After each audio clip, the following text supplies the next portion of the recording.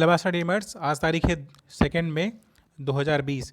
चलिए देख लेते हैं आज हमें कौन कौन से आर्टिकल डिस्कस करने हैं। आज के लिए पे हमारे पास जो सबसे पहला आर्टिकल है डिस्कस करने के लिए वो पीडीएस के रिगार्डिंग है, पब्लिक डिस्ट्रीब्यूशन सिस्टम के रिगार्डिंग है।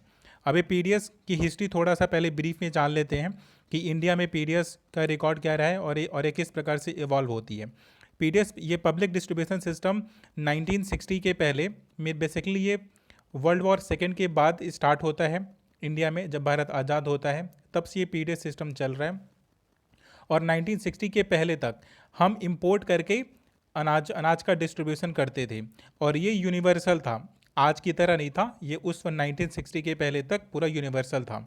1960 के बाद क्या होता है कि ग्रीन रिवॉल्यूशन आता है और हम लोग इंडिपेंडेंट हो जाते हैं, हमें इंपोर्ट नहीं करना पड़ता है अनाज बाहर से।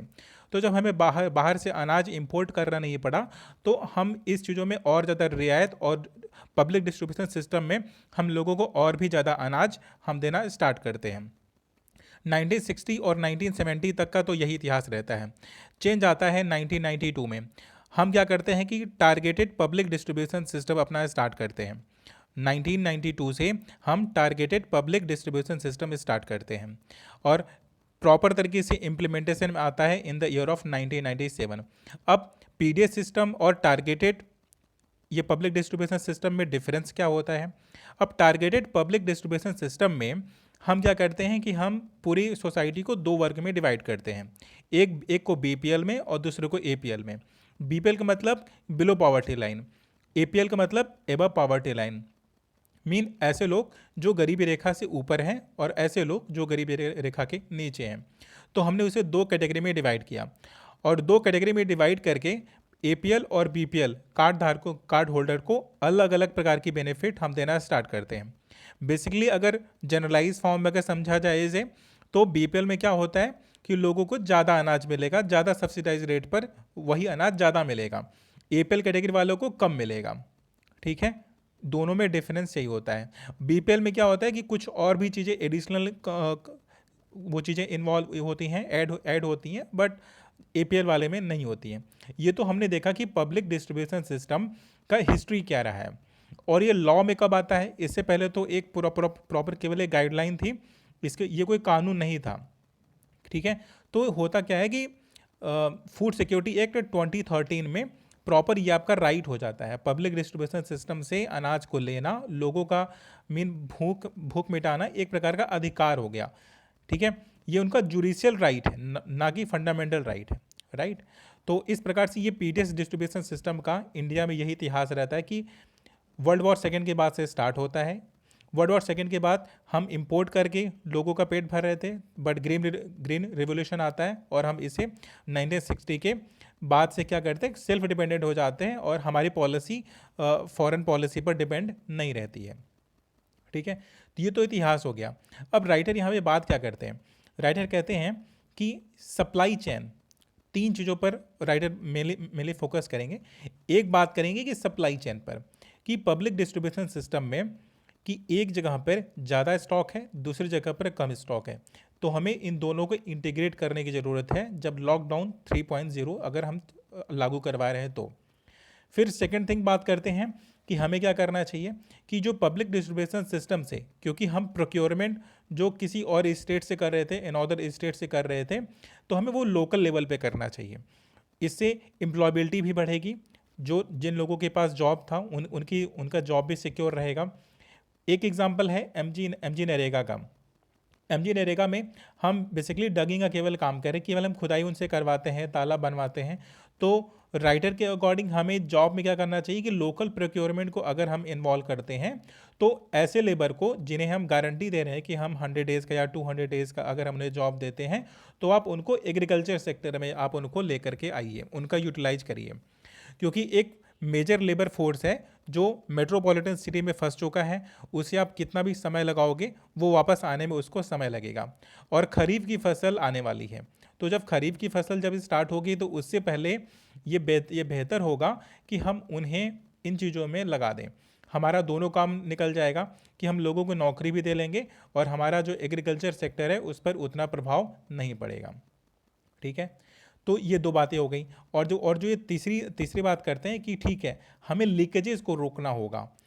जो अनाज हम प्रोक्योर कर लिए हैं उनकी सिक्योरिटी, उनका स्टॉक और जो उनका स्टोरेज है, कह रहे उसकी फैसिलिटी को और इम्प्रूव करना होगा। और आधार कार्ड और पैन कार्ड और जो इस प्रकार की रिक्वायरमेंट है, कह रहे लीकेजेस को आधार कार्ड ने रोका जरूर है, लेकिन ये लॉकडाउन की पीरियड में हमें लीकेजेस को रोकने के लिए ये आधार कार्ड को वैलिड प्रूफ नहीं मानना चाहिए। आधार कार्ड को कुछ समय के लिए हमें इग्नोर कर देना चाहिए। और कोई भी बेनिफिशियरी यदि अनाज लेने के लिए आता है तो हमें उसकी आइडेंटिटी प्रूफ को कॉपी रख करके या कैसे भी करके, लोकल लेवल पर उन्हें प्रॉपर आइडिया होता है कि किसको देना है, तो उन्हें अनाज प्रोवाइड करवाना चाहिए एटलीस्ट तब तक जब तक लॉकडाउन इशू है तब तक। ठीक, तो ये वाला आर्टिकल हमारा डिस्कस हो गया। हमने इसमें इतिहास देखा इसका कि पब्लिक डिस्ट्रीब्यूशन सिस्टम का इतिहास क्या था। फिर हमने देखा कि द हिंदू में कि आज के एडिटोरियल में ये कौन कौन सी सलाह देते हैं, कैसी कैसी एडवाइजरी देते हैं। हमारे पास सेकंड जो लीड में बड़ा आर्टिकल है, ये वापस से रिपीटेड कंटेंट है कि कैसे कोविड-19 को कोई कंट्री डील कर रहा है, कैसे कर्टेल कर रहा है, वो उसी के बारे में बात करते हैं। यहाँ पे ताइवान के एक एडमिनिस्ट्रेटर हैं, एक लीडर हैं, वो ये पूरा आर्टिकल लिखते हैं। तो ताइवान ने कैसे कैसे डील किया, ताइवान ने कुछ भी अलग नहीं किया है, जो इंडिया कर रहा है वही ताइवान भी कर रहा है। ठीक, कि क्वारंटाइन जोन बनवा देना, प्रॉपर बॉर्डर को सीज कर देना, ठीक है, और वो टेस्टिंग किट, ट्रेसिंग, ये सेम इम्प्लीमेंट है, ये सेम टूल्स हैं जो हर कंट्री इम्प्लीमेंट कर रही है, तो इसकी वजह से इसे डिस्कस करने की ज़रूरत नहीं है। फिर हमारे पास जो नेक्स्ट आर्टिकल है डिस्कस करने के लिए, वो बात की जाए वो बात किस रिगार्डिंग है कि लॉकडाउन 3.0 जब ये इम्प्लीमेंट हो रहा है, जब ये लागू हो रहा है, तो रिकवरी की बात कह रहे हैं आपने 3 जोन में तो पूरे कंट्री को डिवाइड कर दिया। ठीक है, ग्रीन जोन में, ऑरेंज जोन में और रेड जोन में। और राइटर एक चीज़ की तारीफ करते हैं कि आपने ट्रांसपोर्ट फैसिलिटीज़ को, जो गुड्स एंड सर्विसेज थी, आपने ऑल इंडिया लेवल पर इसे ओपन कर रखा है। नेबरिंग कंट्रीज़ के, जैसे बांग्लादेश हुआ, नेपाल हुआ, तो अब गुड्स एंड सर्विसेज वहाँ से भी आ सकेंगी और जा सकेंगी, तो इकोनॉमी रिकवर करेगी, बहुत जल्दी रिकवर कर जाएगी। ये थोड़े से ऑप्टिमिस्टिक हैं, थोड़ा सा कहते हैं कि हाँ, इनके विचार ऐसे हैं कि हाँ सब कुछ रिकवर हो जाएगा। बट फिर एक कहते भी हैं कि इसमें समय लगेगा, एक दिन में ये चीज़ें पॉसिबल नहीं हैं। और आपने ये ट्रांसपोर्ट सिस्टम को तो ठीक कर दिया। फिर राइटर इसमें एक और बात ऐड करते हैं कि आपने ग्रीन जोन और ऑरेंज जोन करें, इन दोनों में जिस तरह की फैसिलिटीज़ को आपने ओपन किया है, तो इसमें बात करते हैं कि कुछ सर्विस सेक्टर की चीज़ों को भी हमें ऐड ऑन कर देना चाहिए था। रेड जोन, ग्रीन जोन और ऑरेंज जोन, इन तीनों जोनों में केवल एक चीज़ कॉमन है कि वो गुड्स एंड सर्विसेज के रिगार्डिंग है। रेड जोन में क्या होगा कि बॉर्डर पूरी तरह से सीज होगा और जो मॉल होंगे वो सब बंद होंगे, और जो नॉन इसेंशियल कम्योडिटीज़ होंगी, कह रहे हैं, वो भी नहीं बिकेंगी। मतलब वो यूनिवर्सल ट्रूथ है तीनों जोन के लिए। और राइटर फिर एक इसमें तारीफ भी करते हैं, बेसिकली इसमें पूरी तारीफ किए जा रहे हैं। कह रहे हैं कि सेकेंड थिंग अच्छी बात यह है कि आप करोगे कि एनालिसिस करोगे एक हफ्ते के बाद कि जो रेड जोन में है वो हमेशा से रेड जोन में नहीं बना रहेगा, उसके पास चांस होगा कि वो ऑरेंज जोन में जा सकेगा, ऑरेंज जोन से ग्रीन जोन में जा सकेगा, तो इकोनॉमी बहुत जल्दी रिवाइव कर जाएगी। फिर हमारे पास जो नेक्स्ट आर्टिकल है डिस्कस करने के लिए, 8 कोर इंडस्ट्रीज़ होती हैं। इन 8 कोर इंडस्ट्रीज़ में किसका कितना वेटेज होता है। यूजुअली यूपीएससी के एग्जाम्स वगैरह में डायरेक्ट पूछ लिया जाता है कि इनमें से कौन सी कोर इंडस्ट्रीज़ में इन्वॉल्व है या नहीं है। फिर राइटर इसमें कहते हैं कि केवल एक चीज़ की डिमांड कम नहीं हुई है कोर इंडस्ट्रीज़ में, वो है कोल की। बाकी सभी चीज़ों की डिमांड कम हो गई है, चाहे वो पेट्रोलियम या रिफाइनरीज रही हो, उसकी डिमांड कम हो गई है। इलेक्ट्रिसिटी की डिमांड कम हो गई है। फर्टिलाइजर्स की डिमांड कम हो गई है। तो जितनी भी 8 कोर इंडस्ट्रीज़ हैं, कह रहे हैं उनमें हमें हर चीज़ कम हुआ है, बट कोल का डिमांड कम नहीं हुआ है। फिर एक उम्मीद भी जताते हैं कि लॉकडाउन 3.0 के बाद हो सकता है कि इन 8 कोर इंडस्ट्रीज़ जब प्रॉपर अपनी रफ्तार में आ जाएंगी, अपनी ग्रोथ पकड़ लेंगी, तो इंडिया की इकोनॉमी रिवाइव कर जाएगी। हमारे पास आज के द हिंदू में उतने ज़्यादा आर्टिकल थे नहीं, तो हमने आज बिजनेस लाइन से, द हिंदू का ही एक अखबार है बिजनेस लाइन, तो आज हमने उसका एक आर्टिकल ले लिया है। इसमें बात क्या करते हैं कि जो वर्किंग राइट्स होती हैं, किसी कंपनी में कोई एम्प्लॉय अगर काम करता है तो एम्प्लॉय को 2 कैटेगरी में डिवाइड किया जाता है। एक पर्सन होता है कि वर्कमैन, जितने भी पर्सन वहाँ पे काम करने, जितने भी एम्प्लॉय हैं, उसे हमारा कानून क्या मानता है, उसे वर्कमैन मानता है। अब वर्कमैन क्या क्या कर सकता है, वर्कमैन, अब एक एक्ट बना हुआ है इंडियन कॉन्स्टिट्यूशन में, एक एक्ट है इंडस्ट्रियल डिस्प्यूट एक्ट 1947। अब इंडस्ट्रियल डिस्प्यूट एक्ट 1947 में क्या बात करता है, वो किसी भी कंपनी में एम्प्लॉय को दो कैटेगरी में डिवाइड करता है। पहले कैटेगरी वो जो मैनेजर लेवल पर हैं, जो एडमिनिस्ट्रेटिव लेवल पे हैं। दूसरी कैटेगरी वो जो एडमिनिस्ट्रेटिव लेवल से नीचे नीचे में काम करते हैं। फिर वो चाहे कोई भी हो, चाहे वो क्लर्क हो, चाहे वो सुपरवाइज़र हो, चाहे फिर वो कोई भी हो, चाहे वो सफाई कर्मचारी ही क्यों ना हो वहाँ का, उन सबको वो एम्प्लॉय या वर्कमैन की कैटेगरी में डालते हैं। राइटर कहते हैं कि ये इंडस्ट्रियल डिस्प्यूट एक्ट एक कंपनी को अधिकार देता है कि किस प्रकार से एक एम्प्लॉई को उसे लीव पर भेज सकता है, उसे नौकरी से निकाल सकता है, उसकी सैलरी को काट सकता है। 20 मार्च को इंडियन गवर्नमेंट ने एक गाइडलाइन, एक रिक्वेस्ट किया इंडस्ट्रीज से कि आप अपने एम्प्लॉय को आप प्रॉपर पेमेंट करते रहो। बट होता क्या है कि कुछ कंपनीज वालों ने लोगों को नौकरी से निकालना शुरू कर दिया, लोगों को पेमेंट देना बंद कर दिया, जस्ट बिकॉज क्योंकि लॉकडाउन इशू करना था। तो लॉकडाउन लगने के बाद जब गवर्नमेंट को ये फील होता है कि इंडस्ट्रीज एडवाइसेस को नहीं मान रही हैं, रिक्वेस्ट को नहीं मान रही हैं, तो गवर्नमेंट क्या करती है कि 29 मार्च में प्रॉपर एक ऑर्डर रिलीज करती है। अब ऑर्डर अगर कोई रिलीज करेगा तो बिकॉज क्योंकि ये डेमोक्रेसी है, तो डेमोक्रेसी में आप डिक्टेटरशिप की तरह आप लॉ, आप डायरेक्टली ऑर्डर तो नहीं दे सकते हो। आप ऑर्डर कैसे दोगे, आप किसी एक्ट के तहत दोगे।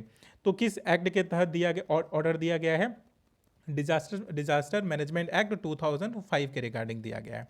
ठीक, इसे एक डिजास्टर ही काउंट किया जा रहा है, कोविड-19 को एक डिजास्टर काउंट किया जा रहा है। उसी के तहत ऑर्डर दिया गया कि कोई भी कंपनी या कोई भी इंडस्ट्री अपने एम्प्लॉय को नौकरी से नहीं निकालेगी और उसकी सैलरी को नहीं काटेगी। ठीक, ये डिजास्टर एक्ट 2005 के रिगार्डिंग ये बात की जाती है। अब हम क्या बात कर रहे थे, हम बात ये कर रहे थे कि दो कैटेगरी में डिवाइड है कि वर्कमैन वो जो एडमिनिस्ट्रेटर है और दूसरा वो जो एम्प्लॉई है। तो एम्प्लॉई में तो सभी आ गए, जितने जितने भी काम करने वाले लोग हैं, मैनेजर के नीचे जितने लोग हैं वो सब उसमें आ जाते हैं, एम्प्लॉयबिलिटी में आ गए। एक तो हो गया उन्हें नौकरी से निकाल देना। फिर दूसरा प्रोसीजर की बात करते हैं। कहते हैं कि जो नीचे के लेवल है, मैनेजर के नीचे के लेवल को अगर हमें नौकरी से अगर निकालना होता है, तो जो डिस्प्यूट एक्ट है, इंडस्ट्रियल डिस्प्यूट एक्ट 1947 जो बात बोल रहा है, वो कह रहा है कि आप उन्हें ईजिली आप निकाल सकते हो, आप उन्हें लीव पर छोड़ सकते हो। ठीक, कुछ एयरलाइन जैसे कुछ संस्थान हो गई, जैसे एयरलाइन हो गया, तो एयरलाइन ने किया क्या कि 4 मई तक अपने सभी एम्प्लॉय को बिना पेमेंट के लीव पर रहने का आदेश दे दिया है। कह रहे हैं आपके इस आदेश की तो अवहेलना हो गई एयरलाइन में, लेकिन कोई वहाँ पर विरोध नहीं कर रहा। फिर सेकंड थिंग की बात करते हैं कि ये तो एक तो इंडस्ट्री हो गई आपकी एयरलाइन वाली।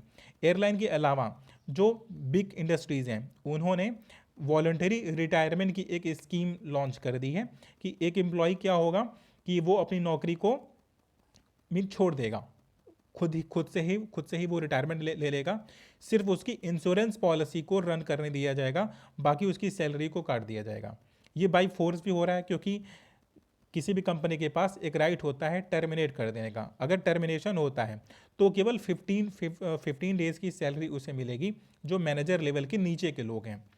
इसकी वजह से लोग वॉलंटरी रिटायरमेंट भी ले रहे हैं, जो कंपनी कह रही है वो उसे भी कर दे रहे हैं। ये जो इंडस्ट्रियल डिस्प्यूट एक्ट जो इस तरह की बात बोलता है कि किसी भी एम्प्लॉय के खिलाफ आप डिसिप्लिनरी आप एक्शन ले सकते हो, केवल उसमें टर्मिनेट करने के बाद केवल आपको 15 डेज़ का सैलरी पे करना, अब वो कंपेंसेशन होगा। कह रहे इस वाले क्लॉज की वजह से ज़्यादातर लोगों की नौकरी जा रही है। फिर राइटर कहते हैं ये तो बात हो गई मैनेजर के लेवल के नीचे लोगों को कि उन्हें कैसे नौकरी से निकाला जाएगा। अब जो मैनेजर के लेवल के लोग हैं उन्हें नौकरी से कैसे निकाला जा सकता है, उनको सिंपली किसी एक्ट की ज़रूरत नहीं है, आप सीधा उनको बोल सकते हो कि कल से वो नौकरी पर ना आए। उनके लिए प्रॉपर कोई पेमेंट का, लेकिन हाँ उनके राइट केवल तब टिकते हैं जब वो 6 महीने से ज़्यादा की वो सर्विस कर रहे हों और उन्हें नौकरी से तुरंत नहीं निकाला जा सकता है। उन्हें 1 महीने का नोटिस देना होता है और 1 महीने की सैलरी, और 1 महीने के नोटिस और 1 महीने की सैलरी देने के बाद जो मैनेजरियल लेवल के लोग हैं आप उन्हें नौकरी से निकाल सकते हो। और राइटर के जो पूरा पर्सपेक्टिव बताने का, इस पूरे इशू को बताने का कि कोई कि किसी कंपनी में एम्प्लॉई किस कैटेगरी में डिवाइड होते हैं, फिर किसे किस तरह से नौकरी से निकाला जाता है। राइटर कहते हैं कि जब पोस्ट कोविड-19 का पीरियड होगा, कह रहे हैं उसमें किस तरह के बदलाव आ सकते हैं, क्योंकि गवर्नमेंट क्या कर रही है, गवर्नमेंट किसी एक्ट के थ्रू ये सारे काम कर रही है कि इंडस्ट्रियल डिस्प्यूट एक्ट है, और जो मैनेजर लेवल का जो एम्प्लॉय होता है वो अलग क्यों होता है, क्योंकि वो एक एग्रीमेंट के तहत नौकरी करता है, ना कि किसी लेबर एक्ट के तहत वो सर्विस कर रहा होता है। तो पोस्ट कोविड-19 के टाइम पीरियड में देयर मे बी चांसेस कि लोग अपने अपने यहाँ लोगों को नौकरी पर रखेंगे। कैसे रखेंगे? एग्रीमेंट के दम पर रखेंगे। एग्रीमेंट क्या करवा लेंगे? एग्रीमेंट में ये लिखवा लेंगे कि हम वो जब चाहेंगे तब आपको लीव पर भेज सकते हैं, जब चाहेंगे तब आपकी वो सैलरी कट कर सकते हैं। कि हमें इस तरह के इंस्टांसेस देखने को मिल सकते हैं।